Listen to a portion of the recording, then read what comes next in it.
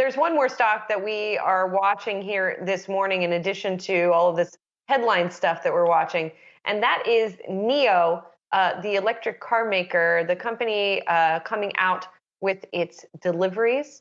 And it looks like the deliveries are just under 25,800 in the quarter, and just under 10,000 in March, which is an increase of about 37.6% year over year.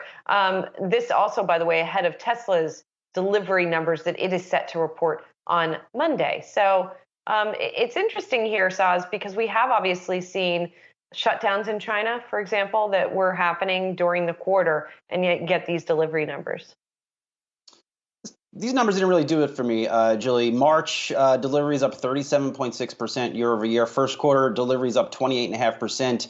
My read there is these are now numbers that are cooling from triple-digit growth rates over the past 2 years, and that is a red flag, especially stacked up against to what we are seeing from NIO competitor XPeng that is putting up essentially triple-digit growth rates and deliveries every single month. And I believe they got into that again for the first quarter. But bigger picture here, Julie, it is exciting to see what companies like NIO and XPeng, they are working on. A lot of these cars, I look at what XPeng recently put out. They can park themselves in a parking garage. My car can't do that. It's just a fascinating time to be in the car business. It's quite exciting, actually.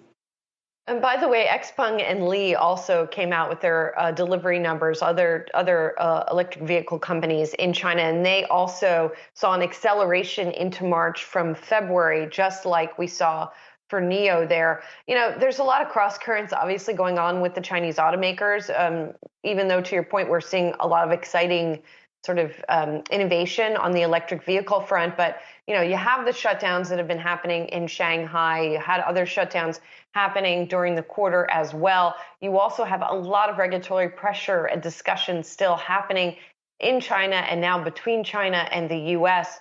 So all of that has pressured those shares going into today, even as we see an increase in the NIO shares. They have fallen, some 30% plus for the year to date. So that's something to consider and to watch as well.